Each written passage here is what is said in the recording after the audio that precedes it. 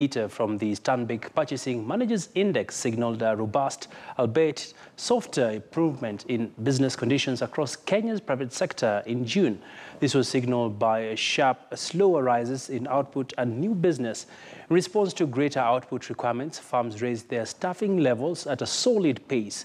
In line with the trend for output, new business rose for the 7th consecutive month in June. According to the report, in response to stronger demand conditions and greater output requirements, Kenyan private sector firms raised their staffing levels during June, extending to the current sequence of job growths to 7 months. Moreover, job creation accelerated for May's 5 low to a solid pace. The Institute of Human Resource Management has expressed its concerns over the number of unqualified HR professionals employed by county governments. According to the organization, they were working with the Council of Governors to address the issue in line with the law. IHRM Executive Director Dorcas Wainaina says that all HR professionals in the county should be registered and licensed to practice. Wainaina was addressing the press on the sidelines of the ongoing East Africa Human Resource Symposium at Enashipai Spa in Naivasha. Emily Kamunde, the director of Rise and Learn Farm, says that the 3-day conference had brought together professionals from all the East African countries to address issues around employment and the Big Four agenda. Counties have made a lot of progress, and I say so because, as you may know, that all directorates of HR within counties must have HR director, and that is a directive from the president level and from the ministry, and therefore we are making progress. You know, devolution started without all of us knowing what should happen, but now that we know what is best to happen, that's why we went back to retrain our HR professionals within the health sector, for instance.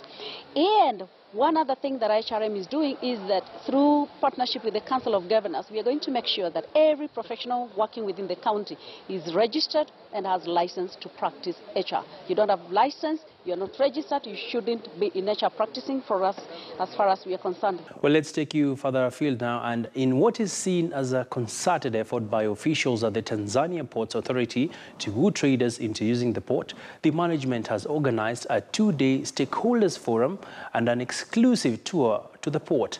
Delegates from 8 countries have been meeting in Tanzania's capital, Dar-es-salam, and KTN's Eugene Anangwe reports.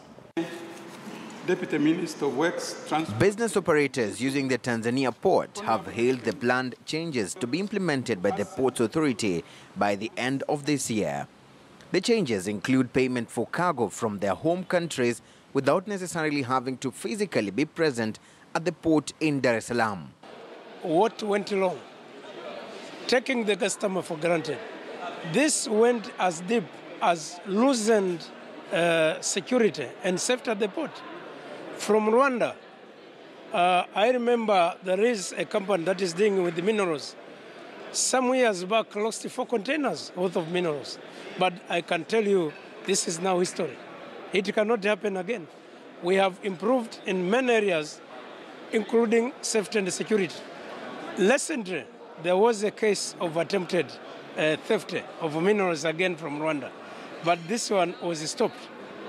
We are going to have sand instead of tantalite in the barrels, but because of the security system that is in place, we are able to catch that, and the culprits have been taken into action.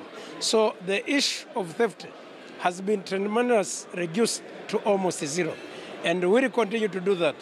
We need cooperation of everybody, and that's why you have this meeting.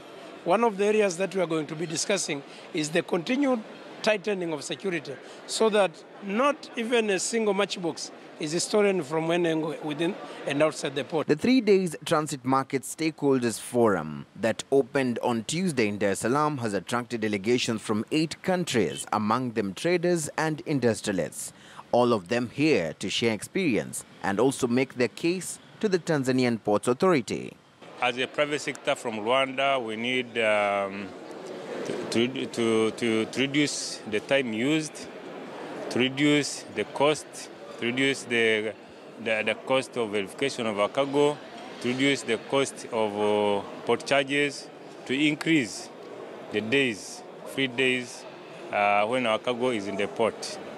And to use the new technology maybe to pay the port from Rwanda instead of coming and pay from here we use the new technology to make everything faster. This challenge is being tackled, but they are on three-way bridges. It is important to have some way bridges, at least 3 or 1, 2 to 3, because you need to protect your roads. But there are also other issues of security, which is important also for transporters. What is important is not the number of way bridges, but how much time you spend on the way bridges. So what Tanzania has done is to do the way in motion technology, which at the moment we had one working very well at the coast region in Vigwaza. You don't stop more than 5 to 10 minutes. So even if we are going to have 5-way bridges and you are stopping for 5 minutes at each, it's less than 1 hour compared to the 2 days that you'll be spending on the way. For KTN News in Dar-es-salam, Tanzania, I'm Eugene Anangwe reporting. Well, that's all the time we had for here on the Business